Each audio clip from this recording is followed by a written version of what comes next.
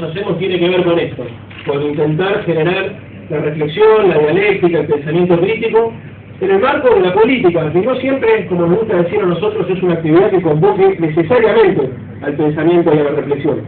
Incluso en los últimos tiempos, para adentrarnos un poco también en el tema de análisis de hoy, hemos visto que el discurso político más efectivo es el que se hace sin hablar de política, sin plantear contradicciones, sin subrayar elementos conceptuales, sin profundizar y casi diría yo, sin atreverse a polemizar. Si ustedes se dan cuenta, digamos, en los discursos mediáticos, los discursos políticos que se transmiten por los medios de comunicación, en general es un valor o está percibido por una parte de la opinión pública como un valor la construcción de un discurso que no plantea el conflicto.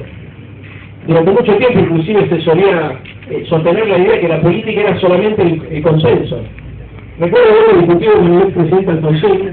Alfonsín, en la primera etapa del kirchnerismo, insistía mucho con la idea del consenso. Y había salido el famoso libro de Chantal Mouffe, la mujer de... la mujer, digamos, era la mujer de la que pero más allá de ser eso, un intelectual de primera línea, que planteaba y reivindicaba la idea del conflicto como otra dimensión de la política. De acuerdo a haberlo discutido con Raúl, en profundidad, porque durante muchos años en la Argentina el conflicto se resolvía de manera violenta. Y la resolución violenta del conflicto hacía que peligraran las instituciones de la democracia. Y obviamente que peligraran la vida de muchos compañeros. De hecho, muchos de los compañeros que el campo popular perdió, desde nuestra perspectiva por lo menos, los perdió a partir de la radicalización del conflicto político y la idea que en realidad había una identidad o un paradigma que debía imponerse por sobre el otro. Pero por supuesto que, como en todo proceso político, después, digamos, de lo que fue el terrorismo de Estado y la radicalización del conflicto en la política, se reivindica como una forma también de equilibrar el debate ideológico en la Argentina, la idea del consenso, la idea de renunciar a la posibilidad de contar con verdades absolutas, con paradigmas totalitarios o totalizantes, para ser más preciso. Y en esa idea, en los 90, cuando transcurrido la primera etapa de la consolidación de la democracia, desde nuestra perspectiva se había perdido nuevamente el concepto del conflicto, la reivindicación de la idea del conflicto, tal vez, digamos, por el temor que había causado aquella reacción violenta frente a la radicalización de los problemas o los planteos en términos absolutos y deterministas. Durante mucho tiempo se reivindicó el concepto de la apolitización de la política. Y la verdad es que en estos tiempos, donde a partir de la aparición de Néstor, de Cristina, donde se repolitiza la juventud, donde se empieza a plantear otra vez la puja de poder y la discusión de la hegemonía, de la construcción del consenso que conducen y que construyen la dirección intelectual y cultural de la sociedad, nos parecía importante, de alguna manera, anticiparnos a algún escenario que vemos en el horizonte como posible, que tiene que ver con una vuelta atrás nuevamente en esta idea de la reivindicación del conflicto y la reivindicación de la profundidad del debate político. ¿Y dónde lo vemos? En la aparición de candidaturas como la de Dussel, en la aparición de construcciones discursivas superficiales que lo único que buscan es posicionar desde el marketing político a los actores políticos como si fueran productos del marketing, como si fueran elementos a ser consumidos. Y en ese lugar es que pensamos muy interesante la posibilidad de convocar a Darío, porque lo vemos como una amenaza en el horizonte, la posibilidad de refrivolizar la política.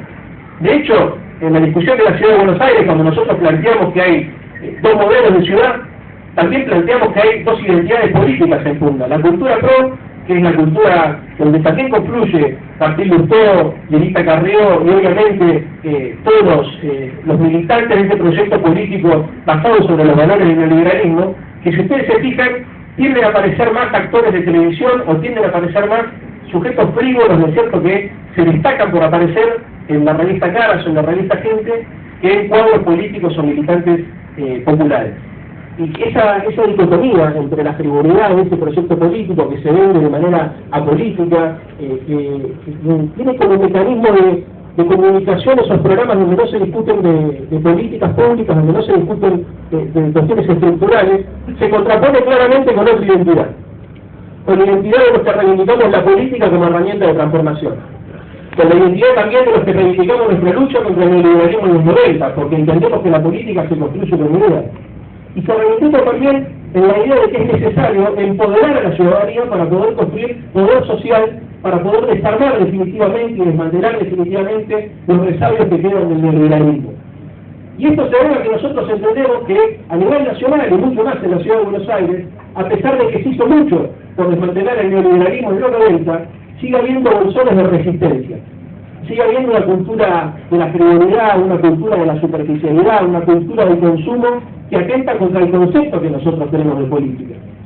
Se avanzó en términos de la presencia del Estado, se avanzó en términos de la politización de la juventud, se avanzó en términos de la concientización de la sociedad, en términos de los derechos adquiridos, pero todavía existe, y eso me parece que todos lo percibimos en buena parte de la sociedad de nuestra época, sectores que piensan como se pensaba en los 90. Y ni hablar todavía de la resistencia de algunos enclaves de sectores que pensaban como se pensaba, o que piensan como se pensaba en los 70. Y eso requiere agudeza desde el análisis, pero también, como nos enseñó Néstor Kirchner, capacidad de transgredir. A mí, honestamente, ustedes saben cuál es mi historia personal, a mí me generó mucha bronca ver que un tipo que venía del sur, al cual yo no conocía, reivindicaba la idea de la transgresión. Porque nosotros durante muchos años reivindicamos la idea de la rebeldía como herramienta para poder generar conciencia política y herramienta para poder movilizar la sociedad.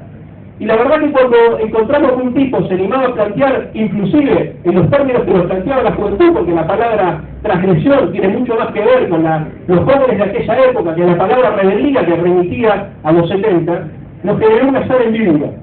Y objetivamente la apelación a la transgresión, como también la apelación a la audacia, a la capacidad de jugar más allá de lo que espera la sociedad de una época, lo que espera el sentido común de la época, creo que tuvo mucho que ver con la explosión de la participación política del año 2010-2011. Y eso es un poco también lo que nosotros reivindicamos, nuestra capacidad de autoorganización, nuestra capacidad de devolverle a la política creatividad, audacia. De hecho, durante mucho tiempo nos cansamos de decir que los militantes políticos teníamos que hacer de la duda una herramienta de concientización popular, una herramienta de acción política, porque la política se planteaba en términos de certeza. Los debates en los medios de comunicación eran entre dos posiciones que tenían certeza de lo que había que hacer con la Argentina. Los políticos no se permitían decir yo de este tema no opino porque no sé, y permanentemente se apelaba a la idea de la verdad totalizante, ¿no es cierto?, el paradigma totalizante, y que en términos concretos esto se deja ver cuando desde la medio de comunicación masivo nos dice que la discusión en realidad tiene que ver con los problemas de gestión. Es solamente un problema de gestión. Nosotros sabemos lo que hay que hacer. El problema es que los que están lo están haciendo mal. Y la verdad que eso no solamente atenta contra el concepto de democracia que nosotros tenemos, sino que también atenta contra el concepto de Estado. Porque desde nuestra perspectiva el Estado tiene que estar empoderado por la participación popular. No hay Estado democrático si no somos capaces de articular la posibilidad creativa y creadora que tiene la sociedad, en términos de una ciudadanía que se compromete no solamente delegando en la representación popular, sino también participando en la construcción creativa de una organización social que pueda trascender de alguna manera los límites que nos pone la sociedad de mercado. Y eso, compañeros, no es imposible de plantear, pero para eso necesitamos despojarnos también de buena parte de los clichés que adquirimos en la lucha contra el neoliberalismo y en la necesidad de poder hacer entendible nuestro mensaje.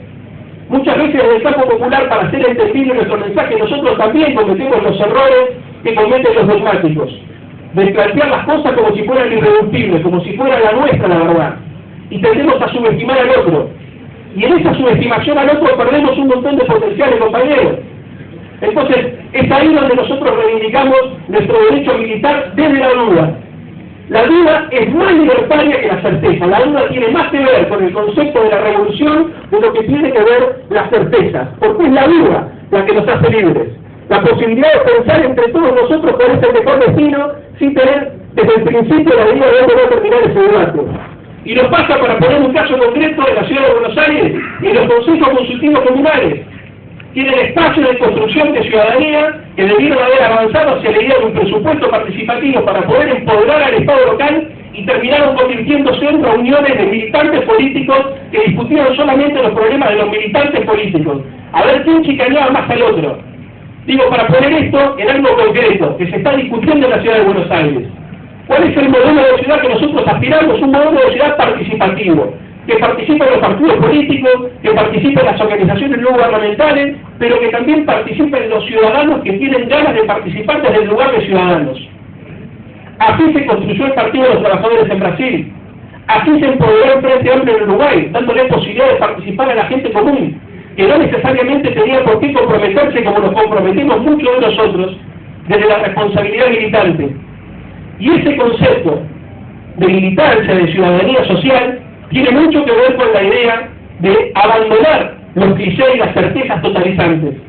Por eso para nosotros es tan importante plantear la política en términos del conflicto, pero también en términos del consenso, y plantear la política como una herramienta de creación colectiva, donde la creatividad tiene un rol fundamental que jugar ahí. El modelo de Estado que Mariano Recalde y que los compañeros del Frente para la Victoria estamos intentando de construir en la ciudad de Buenos Aires tiene que ver con esto, con la idea de poder garantizar un Estado social, pero un Estado social que esté basado sobre la idea de una democracia participativa. Compañeros, la única forma de darle sentido a todo esto es articulando la solidaridad. Y la solidaridad no se articula sobre la idea de la superioridad moral. La superioridad moral lo que hace es terminar excluyendo. Por eso es tan importante animarse a dar este debate, renunciando a las concepciones que uno tenía durante los 70 o los 80, donde entendía que la verdad que uno militaba era la única verdad en condiciones de ser sostenida por el otro. Y por eso es tan importante, a pesar de que esta crítica que estoy haciendo la hago desde la izquierda, porque son, si se quiere, clichés o consecuencias del pensamiento de izquierda, el que plantea también una suerte de frivolización, porque la frivolización es solamente una categoría de la derecha que utiliza para simplificar su mensaje. Nosotros también, cuando intentamos de interpelar a un electorado reacio a la participación política, terminamos cayendo en cierta frivolidad, porque la frivolidad tiene que ver con la simplificación y la banalidad de los argumentos.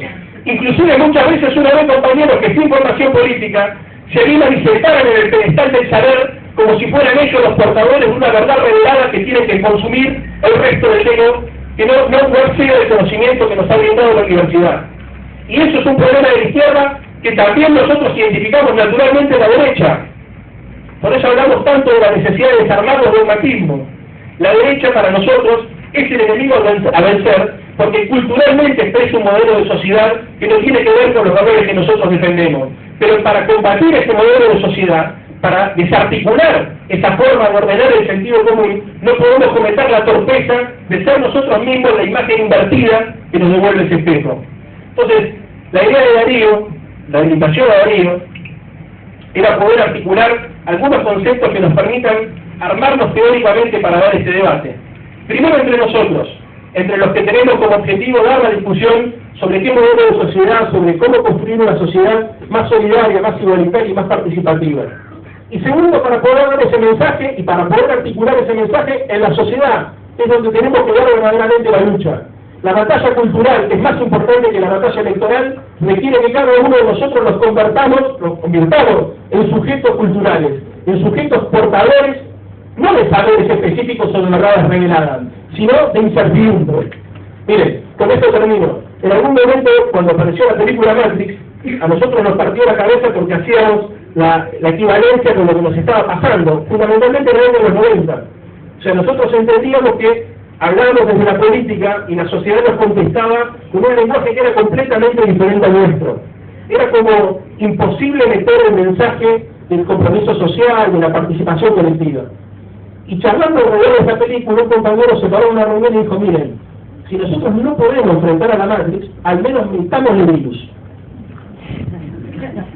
Meterle virus a la Matrix es generar crisis en la cabeza de nuestros vecinos, crisis en la cabeza de los que tenemos al lado. Y eso es nada más y nada menos que animarnos a pensar de manera colectiva. Cuestionar los tabúes, cuestionar las certezas, cuestionar los tokens que tenemos en las ciencias sociales, cuestionar.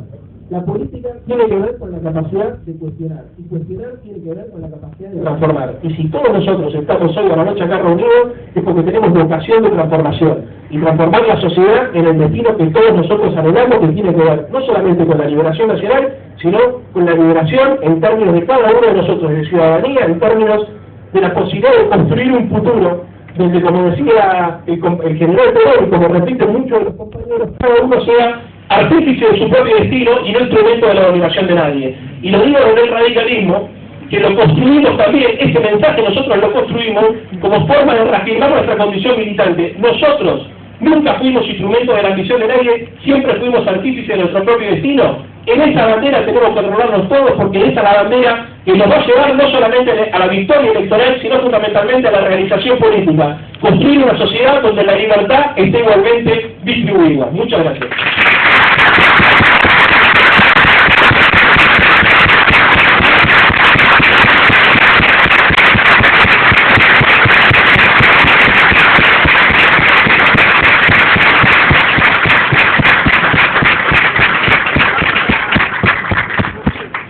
Bueno, hay mucha gente afuera, no se puede armar como para que entre un poco más de gente. Hay unas pasillas al final del lugar, hay como obturadores de puertas.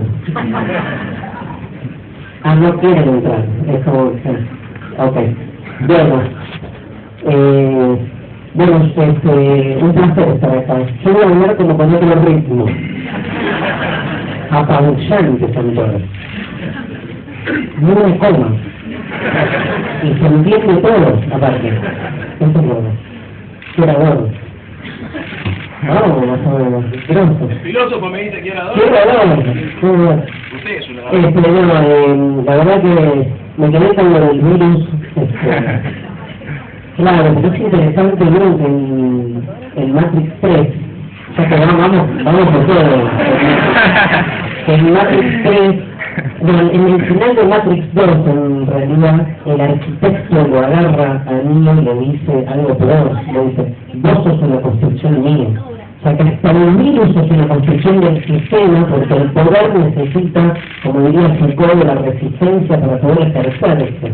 O sea que la derrota al final es inevitable, ¿no? Pero bueno, por lo menos rompemos un poco las pelotas, de eso se trata. Y hay una película, y hay una ilusión. Me encanta el tema de hoy, la frivolización de la política, me encanta pensarlo, como decía Leandro, por fuera de las dicotomías, por fuera de los intereses incluso.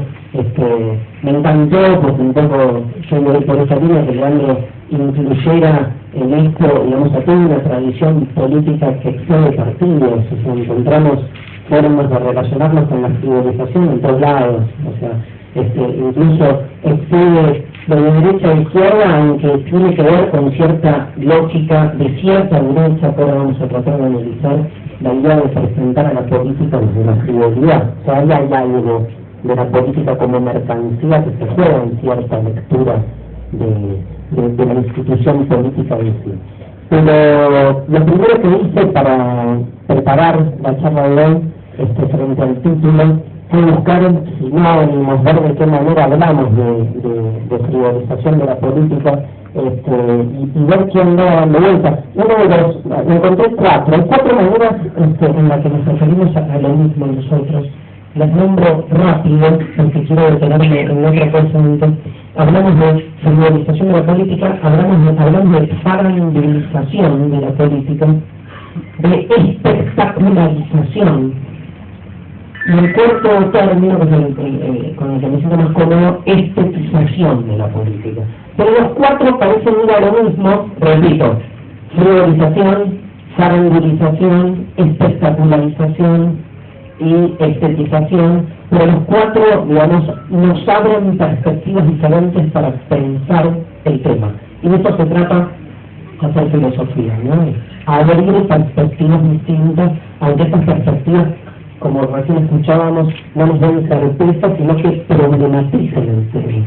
O sea, en una charla donde se piensa la política desde la filosofía, no van a haber, digamos, respuestas que den herramientas como para una acción inmediata, al revés, nos van a provocar que nos topemos con nuestras propias contradicciones y que veamos cosas que no nos gustan ver, ¿no?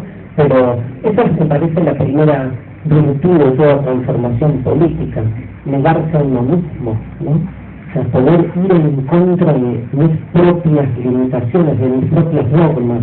Y creo que, como decía al final Leandro, eso habla de otra forma de pensar la política, donde la emancipación tiene más que ver con eso, con entender que el primer aprisionamiento tiene que ver con nosotros y nuestras propios prejuicios, nuestras propias limitaciones.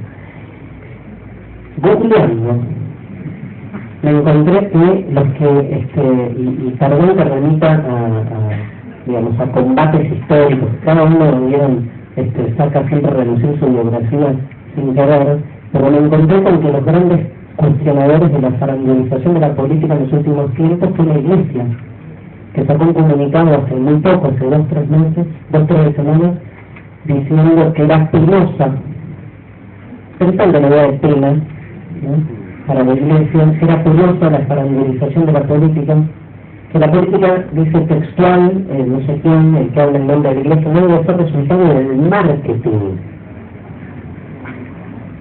Genial, ¿no? Es la empresa más fidelizadora en la historia del marketing mundial que la Iglesia. Pero, digamos, cuando cuestiona la política, dice no debe ser resultado del marketing. Dice que tiene que expresar con claridad sus proyectos, ¿no?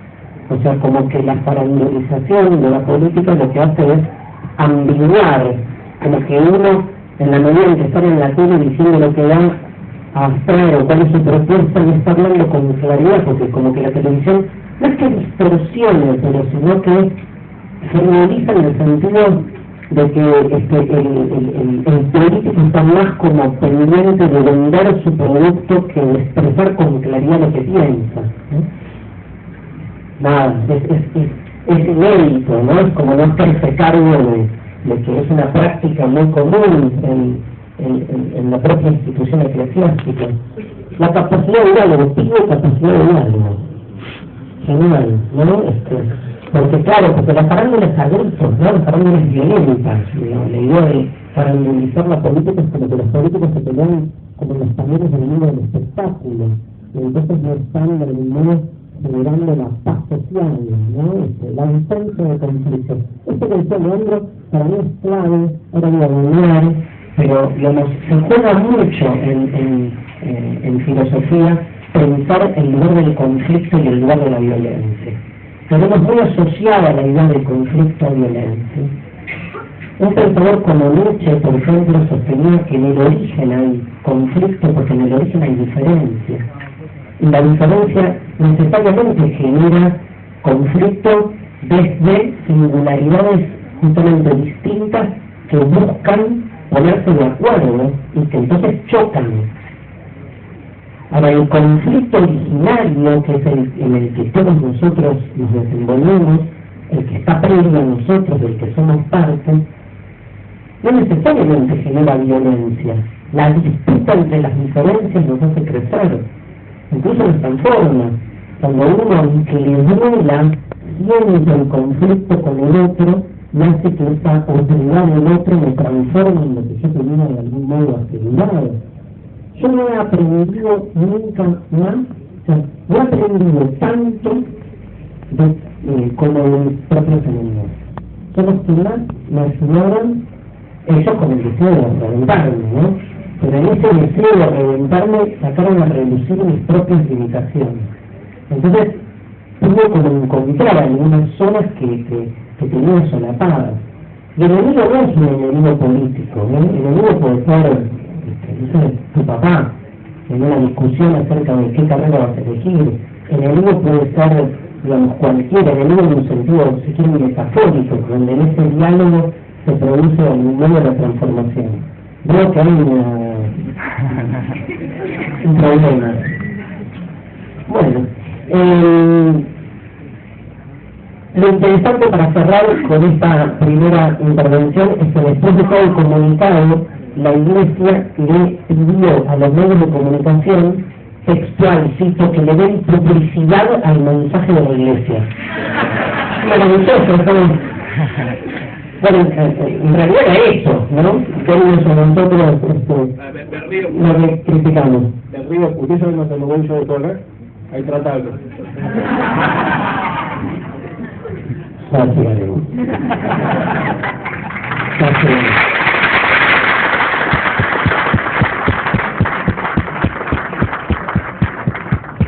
Era el colmo. estaba pensado así, la charla y después ir al menú. Yo te he visto mientras de dar pelea. Sin frivolizarme. Bueno, no es campaña, muchachos. No es a voluntad propia, no es que uno puede en determinados contextos por unos síntomas. Entonces, diferenciamos términos. Farandulización. Veo que en filosofía jugamos casi siempre con ir a las etimologías, porque eso nos dan como un poco de... Farándula, parece que todo el mundo entiende lo que es la farándula, pero bueno, no, digo, hay mucho ahí atrás. Nosotros cotidianamente ligamos la farándula a el mundo del espectáculo, pero lo que tiene que ver, y creo, con su vida privada, ¿sí? Y con, digamos, yo asocio más farándula con chauvinismo, que tiene que ver con lo que importa tanto cuál es la acción, cuál es el trabajo que hace. Lo que una actora con un trabajo en la televisión, bienvenida. Ahora, que haya 2.000 millones de programas de televisión que hablen de la vida privada de ese actor, eso hace a la farándula. La farándula se mete con lo que no nos importa de la vida del actor, del trabajo del actor, y se mete con su vida. Ahora es interesante porque convierte la vida del actor, que es lo que el actor no puede mejorar en su profesión, lo convierte en un espectáculo. O sea que el actor, digamos, tiene como, trabaja doble, porque trabaja de actor y trabaja de él como persona que no está actuando, y que sin embargo pone en juego en esos programas de chilentos toda su vida privada. La palabra farándula remite a compañías de teatro del siglo XVII y XVI, se valida a compañías teatrales vagabundas. O sea, está la idea de vagabundeo ahí. Está la idea de teatro, claramente, en la farándula. O sea, el teatro, pensémoslo también en términos de puesta. O sea, cuando decimos farandulización de la política, significa que importa más el cómo se presenta la política frente a un público que va a consumir eso, y no en lo sustantivo, ¿no? Hay una prioridad de lo formal sobre lo sustantivo, así que el modo en que se vende al modo en que se piensa la política. Pero la idea de vagabundeo está buena, porque el vagabundeo como algo mezquino, como algo de erróneo, incluso como algo primitivo y violento a lo que se llega finalmente. Hay una pequeña frivolidad. Frívolo es un término, es latino, viene en latín, pero realmente estaba aplicado a los recipientes de barro que se quebraban. Se usaba para hablar justamente de estructuras quebradizas. O sea que en la frivolidad debe haber una falta de sustancia, fragilidad, pero porque lo que se propone es una máscara, lo que se propone es algo superficial, ¿no? Pero además de superficial está la cuestión del marketing, porque es justamente esos recipientes, si quieren, que se rompe, ¿sí? Que sin embargo se presenta como si fuese macizo, y en el fondo no hay nada. Digo, básicamente, eso es lo que genera la idea de lo frívolo, la idea como en términos, si quieren, de jerarquía de valores, priorizar lo menos importante, priorizar los asuntos más superficiales, los asuntos que si quieren en relación a la política tradicional serían los menos interesantes para la política tradicional. O sea, un político yendo a hacer un sketch de humor haría frivolización de la política, porque no está haciendo política, sino que está siendo parte de un programa de humor, parte de ese sketch. Entonces, obviamente lo quebradizo está en su aspecto sustantivo de lo político, pero al mismo tiempo está en su manera de venderse, digamos, porque muy claramente sabe que tiene que ir a este programa de humor para poder ser reconocido por todo el mundo en una sociedad donde la política está cada vez más ligada a la frivolidad. Por eso decía luego, ante lo que decía recién Leandro, que no es un tema de puede ir a un programa de televisión y no ser frívolo, cuando la misma estructura que hace la televisión de la política en ciertos programas de televisión ya la frivoliza. Entonces, incluso si vas como él, serio copado que defiende los valores políticos, la frivolización de la política necesita que alguien ocupe ese lugar. Es como un reality, para mí tratarse es un reality. Está más cerca del gran hermano, es como un gran hermano de políticos. Lo que pasa es que son periodistas, que son periodistas políticos, que están ahí cumpliendo roles, jugando un juego de roles, ¿no? Donde está el kirchnerista, el antikirchnerista, el macrista, el de derecha, el querido, el otro. Entonces, cada uno, como en un reality, ejerce ese rol. El tema es que están 24 horas allá adentro, ya está ahí, porque si uno los ve tuiteando o en el resto de sus actividades, es como que no pueden sacarse ese personaje, ¿no? Está como comprado ese personaje, pero no deja de ser un reality en el sentido que necesitamos funciones que cumpla cada uno ese rol y lleven a la política al lugar de la criminalización, porque los que estamos presentes, si quieren, el espectáculo que puede brindar una pelea, donde puede estar discutiendo de política, puede estar discutiendo de fútbol. Si uno no viera, no escuchaba, perdón, lo que están discutiendo, sinceramente, y viera el programa de América sobre el show del fútbol, el domingo de la noche, todo el mundo discutiendo entre sí. Uno no supiera que Ruggeri es Ruggeri, que el chino Tapia es el chino Tapia, y mira el programa de Intratables, digamos, en términos formales, es lo mismo. Es lo mismo, a los gritos, a matarse, a defender posturas, a hablar cosas, no importa lo que hablan, importa el rol que ejerce, y obviamente la política tiene sus posiciones ya preestablecidas, derecha, izquierda, en este momento coyuntural kirchnerista, antikirchnerista, y en el futuro pasa lo mismo. Estamos nosotros, están ellos, no importa quién son, el menotismo, el larguismo, el bielcismo, el que está en contra del AFA, el que está a favor, gimnasia, estudiantes, en términos formales se trata más o menos de lo mismo. Después está rápido, así avanza un poco, la palabra espectacularización de la política. Es un término más profundo, me parece. Apunta a que hoy, bueno, espectáculo viene de contemplación. Y tiene que ver con algo, digamos, que apareció en las palabras de Iván de recién, que es que la política ha ido perdiendo, sobre todo en los 90, y esta es la lucha de algún modo de recuperación de la política de nuestros tiempos, ha ido perdiendo cada vez la cuestión de la praxis comprometida, o sea, una vida ciudadana, o sea, una vida política. Entender a la política como parte de nuestra concepción de la vida. Yo voy a cerrar con este tema, que se hace política cuando se da una clase, se hace política cuando se come, se hace política cuando se sube a un colectivo, y se hace política todo el tiempo, a una política como espectáculo, donde uno es un contemplador y por lo tanto un consumidor de algo que le es ajeno. La espectacularización de la política provoca esa deflación, en un hecho político, se convierte en un producto más que uno consume, como consume fútbol, consume política. Y así como es de boca, es peronista. Y no importa, digamos, los sustantivos, lo que siempre importa es la identidad que quieren que uno tenga de manera distante, ¿no? Porque hay una distancia que es la típica distancia del consumidor espectacular, ¿no? Que está viendo. Está viendo. Vemos el partido de fútbol, vemos la guerra, porque también vemos la guerra, vemos la pobreza. Vemos la pobreza mientras nos mandamos un sándwich y una cerveza, y vemos en la tele la pobreza, y vemos a periodistas que se lamentan por la pobreza, y de repente cambian el foco, miran la cámara y dicen, y ahora pasamos al tema. Pero siempre es desde un lugar de distancia, que es propio de la espectacularización.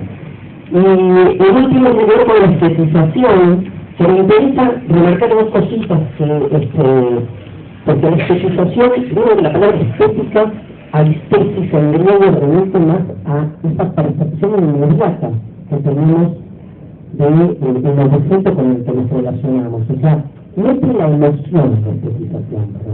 Y yo creo que en la política cada vez más fuerte está hoy prendiendo esa cosa de la empatización más, si quieren, sensorial y emocional, que el mundo tiene cada vez menos que ver con principios y cada vez más con carisma. No estoy con esto cuestionando el carisma, me parece fundamental en cualquier liderazgo, pero no puede ser solo eso. Porque si la política se reduce simplemente a una cuestión carismática, de nuevo da lo mismo, que seas el Papa, que seas el presidente, que seas el presidente de la AFA.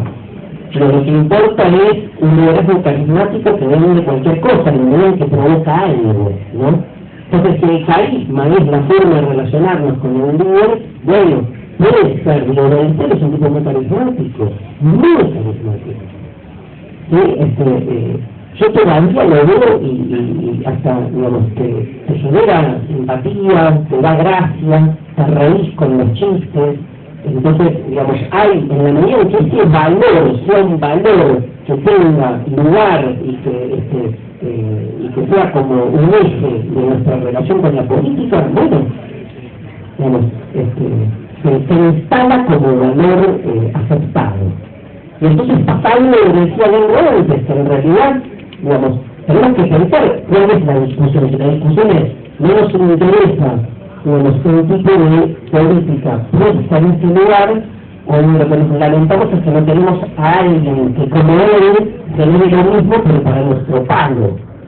Porque entonces si tenemos un carismático humorista, progresista, entonces tomamos, le vamos con la misma manera. Pero es una discusión, hay que esperarse, que no está clara.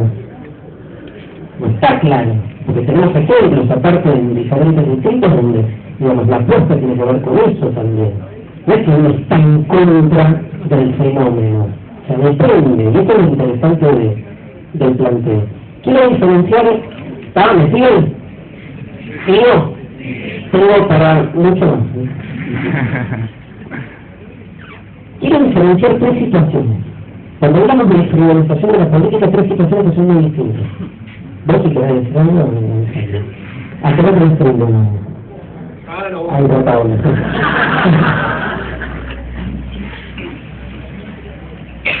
Primero, cuando hablamos de frivolización o fragilización de la política, hablamos de tres cosas distintas, a ver si están de acuerdo. Primero, de políticos, gente que hace política que viene del mundo de la farándula.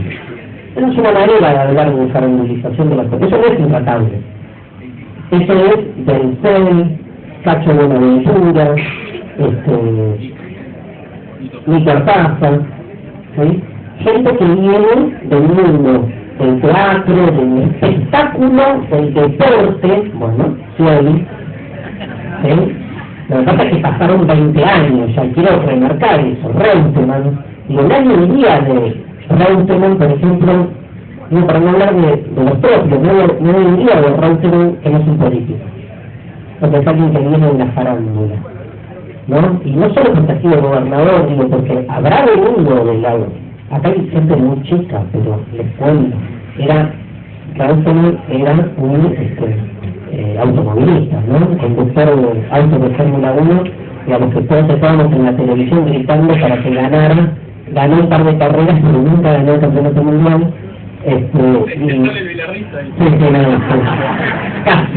Casi que es la nada, ¿no? Y entonces, y en un momento hace el pase en los 90, la política, nada, pero ya, digo, una diferencia, y eso me parece importante, porque si vas a poner todo en la misma bolsa, digo, ¿por qué alguien que vive ahí de la farándula no puede meterse a la política? ¿Por qué la política es para abogados nada más?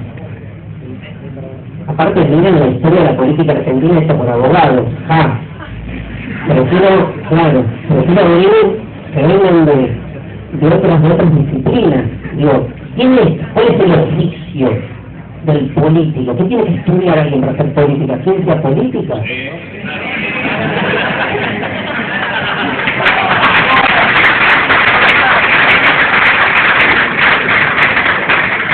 Realmente, los que están estudiando ciencia política, los que quieren ser políticos, queremos que los políticos sean politólogos. Es corporativo. No son los corporativos. Perón era periodista. Bueno. Creí que iba a decir Perón era peronista. Sí. Y militar. No lo tenía. Obviamente no hay una procedencia. Alfonsín también. No era peronista. Alfonsín era periodista.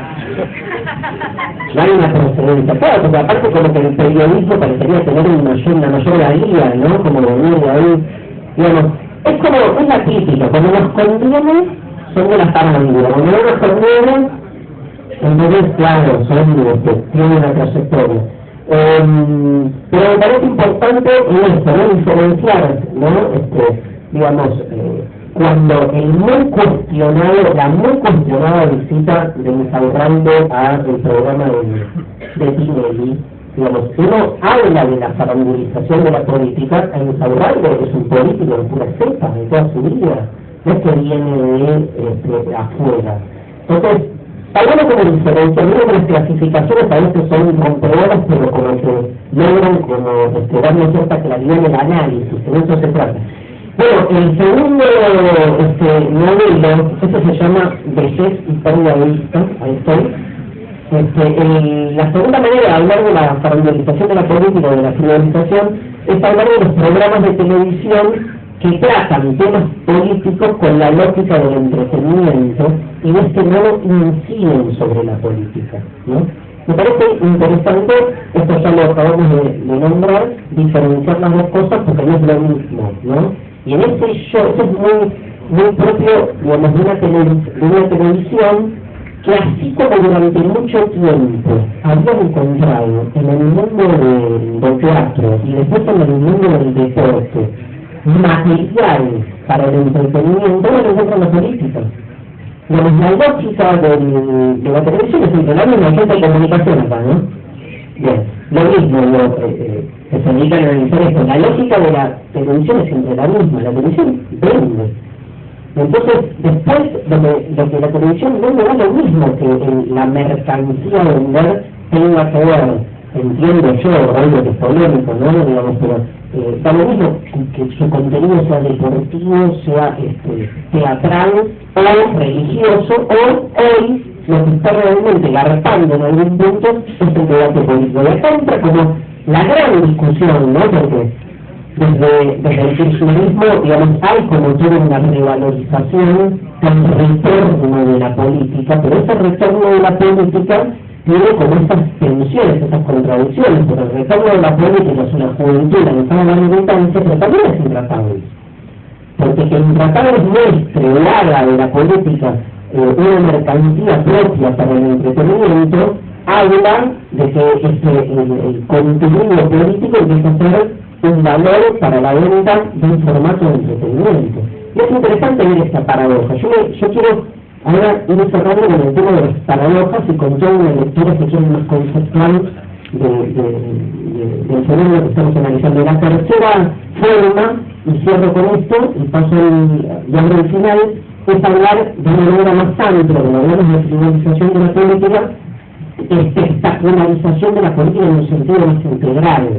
En esos análisis como el homo de la telepolítica, o sea, si quieren, uno puede incluso salir de la cosa más puntual, de la frivolización del hecho político concreto para pensar cómo la política hoy se estetiza. Eso es un fenómeno que tiene 30 años y que va en la línea de una estetización general de la existencia. Digo, el Papa en Twitter, hay una estetización que tiene que ver con el mundo de la imagen, que ha entendido la relación entre imagen y contenido propia de otro momento de la historia. Hay una cuestión epocal, si quieren, donde, bueno, digamos, yo respeto, amo, lo hice de joven en la militancia territorial de ir a la casa del vecino y tocar la puerta.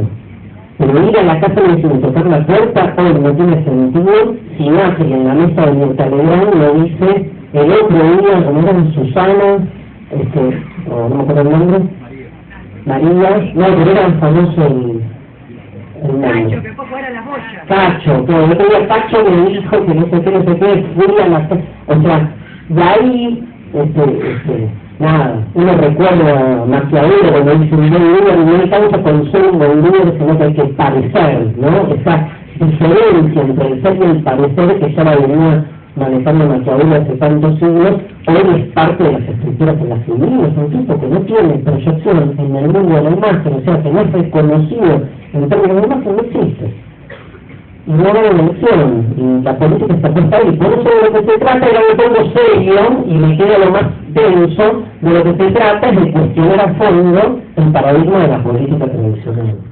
Y los que hacemos filosofía, nos entienden un poco la cuestión con este tema en toda una línea que los invito a leer, que se llama biopolítica, que tiene que ver con toda una crisis o cuestionamiento de la política tradicional, los principales lineamientos y los tiros simplemente para pensarlos y abrir debate, es diferenciar la política de lo político, la política como espacio de representación institucional, que busca expresar lo político como esa fuerza transformadora de la realidad, una fuerza transformadora que, filosóficamente hablando, excede el mundo de la política, porque es político el trato del padre con el hijo, porque es político el trato del maestro con el alumno, porque es político todo lo que hacemos, la manera en que cocinamos, la manera en que tratamos a nuestros animales, la manera en que tratamos a la naturaleza. Cuando el feminismo dejó de dar batalla en los 60 no se equivoca, dice lo personal es político, porque es ese espacio doméstico de lo personal donde casi siempre se trató de mostrar que ahí no se hace política donde más se ejerce el poder, porque la discriminación es un hecho político, pero no la discriminación que la política denuncia, la discriminación cotidiana que padecemos en nuestra vida diaria, ¿sí? Y que es la que queda solapada. Entonces, esta diferencia entre lo político y la política me parece clave. Piensen, perdón por este término que viene de mi gremio, piensen en lo político como una cuestión ontológica, como algo propio de las cosas, no como algo propio de los que hacen política. Los que hacen política responden, son parte de una estructura que bien o mal ha tratado de expresar el hecho político. La política buscó expresar el hecho político. Yo creo, en la línea de estos pensadores, que hoy esa representación es envejecida. O sea, hay una crisis de la política tradicional. Las formaciones que son de la política tradicional no pueden negarla. A lo sumo podemos decir, no, pero déjame reinventarme a mí mismo que podemos salvar a la política tradicional. ¿Puede ser? A mí me da como una cosa así como nostálgica de ese público. Yo creo que hay que pasar a otra etapa. Pero bueno, hay que avisorar un futuro donde las estructuras institucionales de la política contemporánea se sean otros. Nos cuesta un nuevo cambios tan radicales. Seguimos creyendo en la amistad tradicional, seguimos creyendo en el amor, seguimos creyendo en el matrimonio, seguimos creyendo en estructuras, digamos, que son ancestrales, imagínense en la política. Estamos hablando de una revolución muy de fondo, porque entendemos la crisis. Actuamos, hay un concepto de Heidegger que a mí me gusta mucho, Heidegger dice, actuamos desde el conocido. O sea, hacemos como si la política funcionara. Y en el fondo sabemos que siempre va a haber algo que no funcionar, pero el conocido individual que se llama sería, no hay que hacerse mover un poco. Pero duele, porque el hacerse mover a conciencia no es hacerse mover, ¿sí? O sea, no es ser movido. Entonces, ojalá pudiera ser movido. Pero acá que estés movido, la que estás mal haciendo ser movido. Es un error, digamos que hay que poder pensar cómo pelearse con eso. Entonces, yo digo acá que la política que hace recorta lo político, lo sella, lo vacía, pero traiciona lo vacío. Y esta, si quieren, digamos, así como vaciamiento, ha generado, digamos, el descrédito de la política tradicional. Ahora, ¿por qué? No se cree que se entienda ahí. ¿Cuál es el principal problema? Yo no desde la filosofía, pero después vino a entrar en la cosa de el ciudadano, digamos, alineado con ciertos valores que viene y dice, bueno, a ver, no, los políticos son todos corruptos. La crítica, ¿no? Los que son políticos son todos corruptos. Esa es la crítica clásica hecha desde un lugar que entiende la política como un intercambio de servicios. Entonces, obviamente, se engancha más con un aspecto que con otro. Se entiende, digo, a mí, yo no me siento identificado con esa lectura. ¿Pero por qué yo me siento de algún modo traicionado por la política tradicional?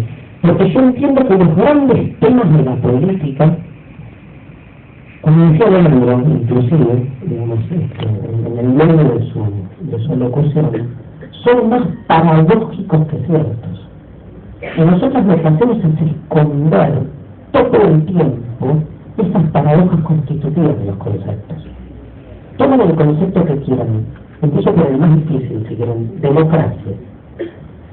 ¿Quién de nosotros, todo el radicalismo, quién de nosotros va a dudar de la democracia? Ahora, ¿cómo vamos en lugar para pensar los problemas y los límites de la democracia? Son muchos, O sea, hacemos de la democracia una propuesta sustantiva, esencialista, como la democracia expresa mejor que nadie la naturaleza política del ser humano. No. Yo no creo en la naturaleza esencialista del ser humano. La democracia, al revés, es la que más me permite entender que no hay la naturaleza humana.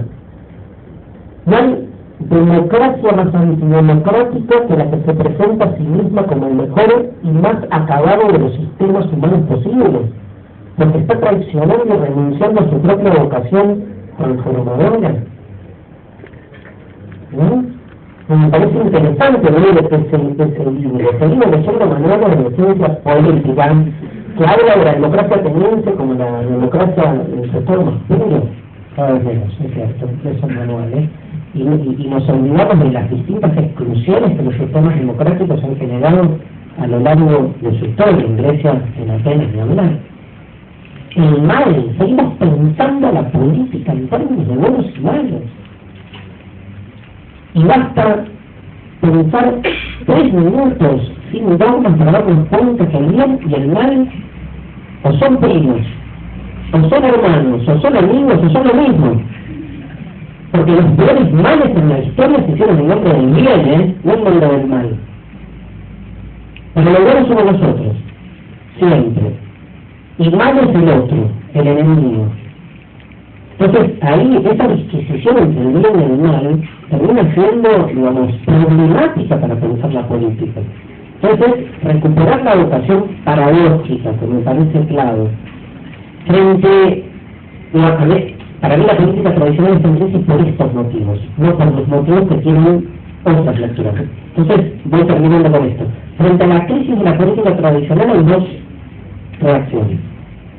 La primera, la nombré Leandro en su discurso, se conoce con el nombre de la antipolítica.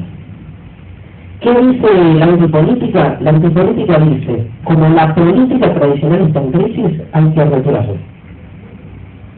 Hay que sacarla. Y dejar que el lazo social, dice la antipolítica, sea puro y que los órdenes sociales se estructuren a través de lo que es el lazo natural de los vínculos personales, que para la antipolítica es el mercado. O sea, cuando la política tradicional está corrompida, retirémosla y dejemos en su lugar al mercado, escondiendo de este modo que proponer al mercado como lazo natural es otra forma de hacer política. Pero el éxito de la antipolítica, de nuevo y como sí, es que se siga presentando como antipolítica en la esfera política y que el ciudadano político vote a la antipolítica como una opción política que niega la política. Y bueno, casi, ¿no? Yo no sé, Santa Fe son... Triple empate. Triple empate. Doble, ya triple. Pero estaban ahí caminando, o sea... Pero es interesante, ¿no? El cómo siguen ahí funcionando. Pero es fascinante, ¿no? Como la antipolítica se presenta y dice, votenme porque yo no soy político. Elíjanme como político, que yo no soy político. Claro, pero funciona. Entonces, pero ¿por qué? Es interesante pensar, digamos, la antipolítica como fenómeno, ¿no? Digo, hay que pelearse contra eso. Y acá viene, si quieren, hasta vamos a tener tiempo hablando, somos los más jóvenes. ¿Cómo son ustedes? No salen en tu biografía, ¿no? ¿Cuánto tenemos? No. No es que se muere, pero...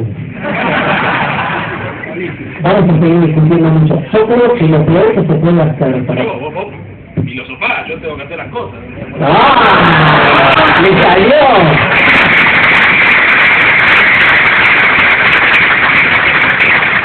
Dale, que tenés un filósofo ahí adentro. Los filósofos viven muchos años. Platón, Aristóteles, todos son centenarios. Y vos, yo te veo bien a vos. Ibas a decir porque no tiene nada. Se la pasaban rascando. Parecía mi mamá que me decía, filosofía, ¿qué vas a trabajar? Voy a pensar. ¿Por eso es un trabajo? Sí. Déjame decirte algo. ¿Qué tal? Le tapas el culo, la verdad.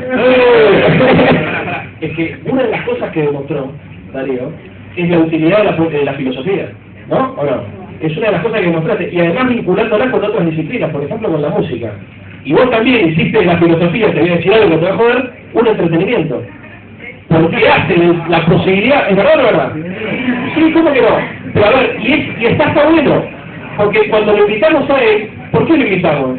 Porque puede hacer del pensamiento complejo y el pensamiento profundo algo de lo cual todos nosotros disfrutemos sin tener que ponernos en esa postura típica del filósofo, ¿qué se dice? ¿No?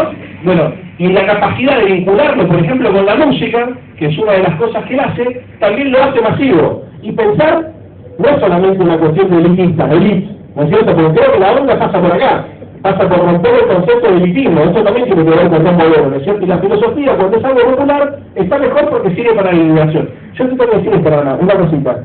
Ustedes saben que vivimos en la época del vacío, la posmodernidad, me tengo que ir tratando, de verdad, no joda. Les voy a dejar un beso grande, les pido a todos, te joden, no. Tarda 2 minutos, cierro. Cierro, ah, bueno. Cierro y no vamos. Cierro así. No, porque está cierra.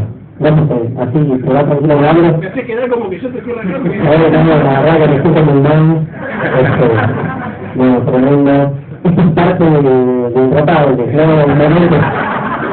Hay un... No.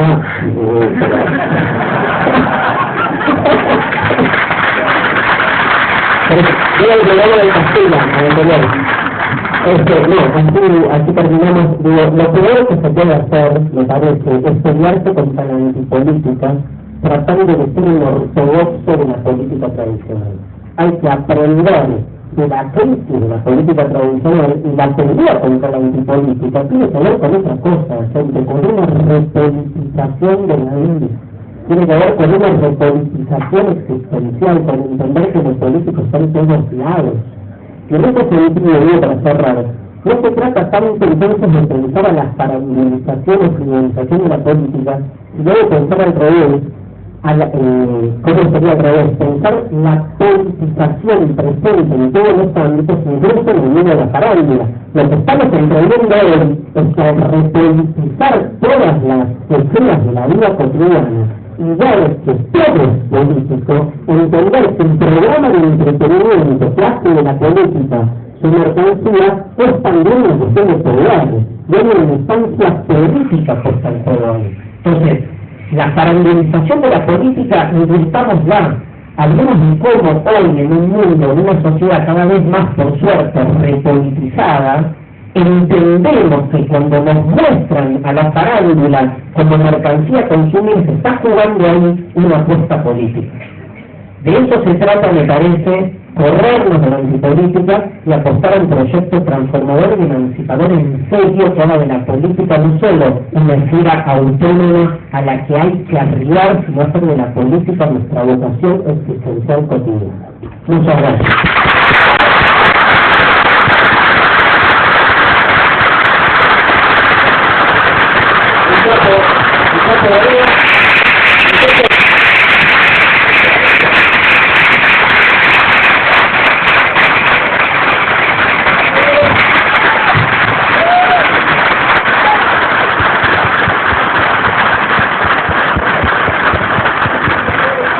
digo nada más. El 5 de julio, si se copa, lo votamos recaldo, ¿eh?